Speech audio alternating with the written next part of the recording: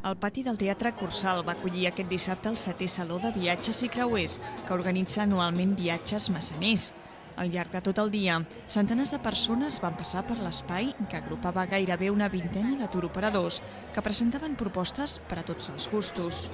Des de vacances de platja a prop, a la costa catalana o l'espanyola, fins a platges paradisíaques com les de les Seychelles o les Maldives. També van presentar propostes per als més aventurers, en països de la selva tropical o creuers.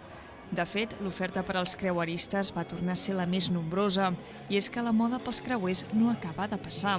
Un dels principals atractius del saló va ser precisament poder visitar el creuer més gran del món, l'Oasis of the Seas, en una visita tridimensional amb aquesta andròmina tan futurista. El saló es va completar amb diferents exposicions a l'interior del teatre. Els mateixos turoperadors van poder presentar les seves propostes més potents i també es va recollir l'experiència d'alguns viatgers.